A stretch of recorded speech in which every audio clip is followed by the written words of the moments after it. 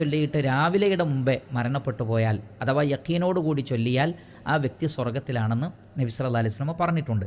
ആ പ്രാർത്ഥന ഏത് രൂപത്തിലാണ് എന്ന് നമുക്ക് നോക്കാം. അതിങ്ങനെയാണ്: അല്ലാഹുമ്മ അൻത റബ്ബി, അള്ളാഹുവേ നീയാണ് എൻ്റെ രക്ഷിതാവ്, ലാ ഇലാഹ ഇല്ല അൻത, നീയല്ലാതെ ആരാധ്യനില്ല, ഖലഖ്തനി വ അന അബ്ദുക്, നീ എന്നെ സൃഷ്ടിച്ചിരിക്കുന്നു, ഞാൻ നിൻ്റെ അടിമയാകുന്നു, വ അന അലാ അഹ്ദിക വ വഅദിക മസ്തതഅതു, ഞാൻ നിന്നോടുള്ള കരാറുകളും വാഗ്ദാനങ്ങളുമൊക്കെ മാക്സിമം പാലിച്ചുകൊണ്ടാണ് ജീവിക്കുന്നത്. അഊദു ബിക മിൻ ശർരി മാ സനഅതു, ഞാൻ പ്രവർത്തിച്ച പ്രവർത്തനങ്ങളുടെ ഷർറിൽ നിന്ന് ഞാൻ നിന്നിൽ അഭയം തേടുന്നു.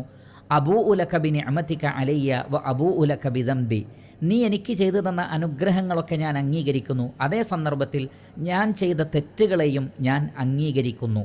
അതുകൊണ്ട് ഫഗ്ഫിർലി, നീ എനിക്ക് പുറത്തു തരണമേ, ഫഇന്നഹു ലാ യഗ്ഫിറു ദുനൂബ ഇല്ലാ അൻത്, നീയല്ലാതെ പാപങ്ങൾ പൊറുക്കുന്നവനില്ല.